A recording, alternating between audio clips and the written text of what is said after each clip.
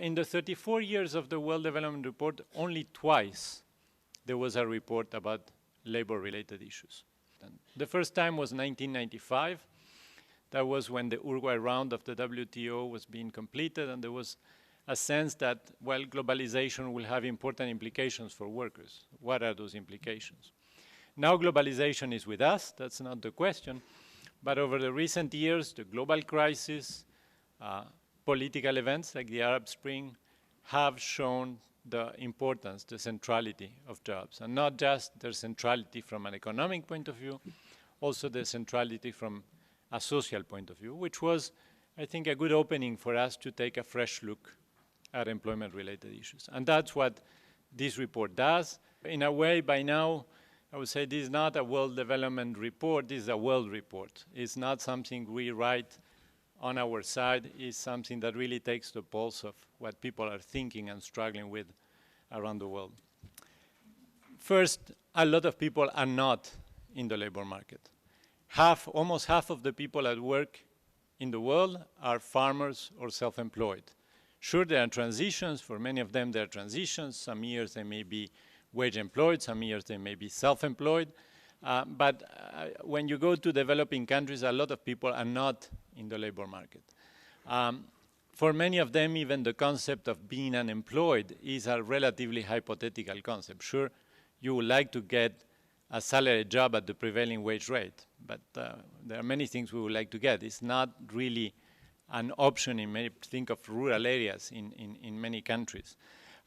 So we tend to think in terms of unemployment and numbers of jobs, but the unemployment problem, which is very important in some countries, is not necessarily very important in some others. In low-income countries, people work. In fact, most of the poor work, and they work long hours. The problem is not so much lack of jobs as jobs with very low productivity and low earnings.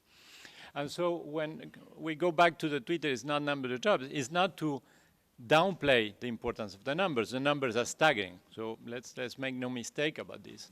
By the ILO estimates, 200 million people unemployed. By our estimate, 600 million additional jobs need to be created over 15 years. We welcome the fact that the definition of jobs adopted by the report is explicitly based on rights, and specifically on fundamental principles and rights at work. This is powerful, this has concrete consequences, and we welcome this very much. This means that some jobs are unacceptable, as you explained, jobs that involve child labor, forced labor, discrimination, and jobs that suppress freedom of association and collective bargaining. The report is innovative in the analysis of the developmental value of jobs, for instance, jobs for women, jobs in cities, jobs connected to global value chains. This is, again, an approach that has important policy implications. We think, however, that although it is possible to measure the spillovers, this is a rather difficult task, and that a good method to develop a sense of where are the jobs with the highest payoffs for development and the employment policy priorities is to involve and ask the key players, the government, several stakeholders, the workers, the employers. This is why the ILO method is very much social dialogue and consultation. The ILO Director General, Mr. Guy Ryder, is very interested in strengthening collaboration with the World Bank and thinks that this report and the policy messages there is an opportunity for strengthening and for resetting the already strong collaboration between the ILO and the World Bank. When you read the full WDR 2013, you'll notice that good jobs can include, in some context, informal economy employment, according to the WDR.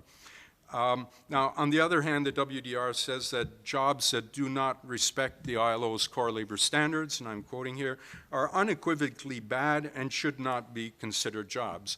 And incidentally, the defense in the WDR of the ILO's core labor standards, I think, are the best and really most articulated defense of the core labor standards that I've read in any World Bank document.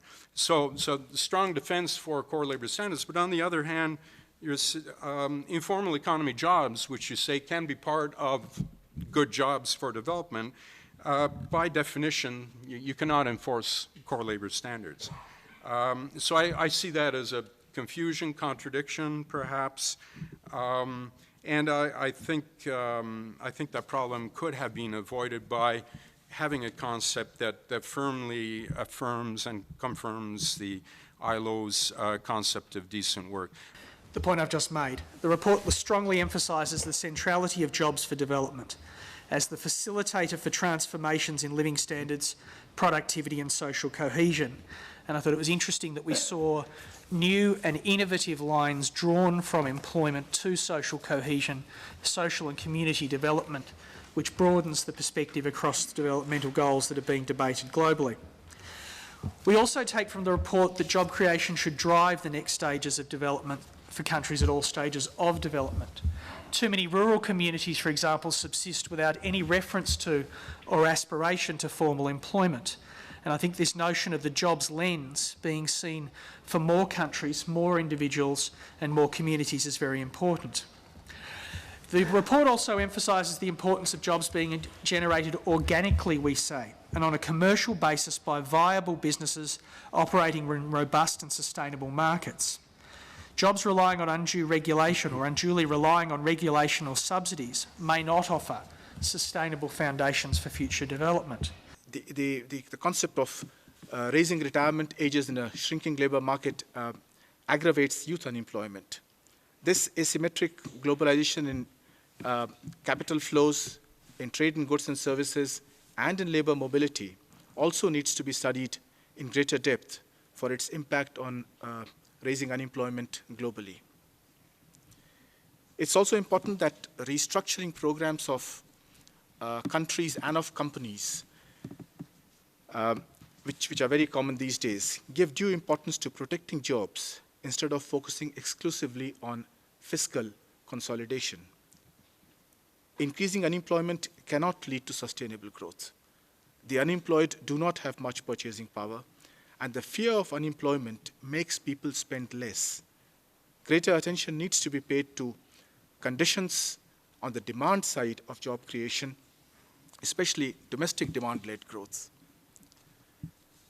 The World Development Report must, of course, be commended for recognizing that policies for jobs good for development will differ greatly depending on specific country conditions and priorities. The options for addressing the issue of job creation have to be country-specific.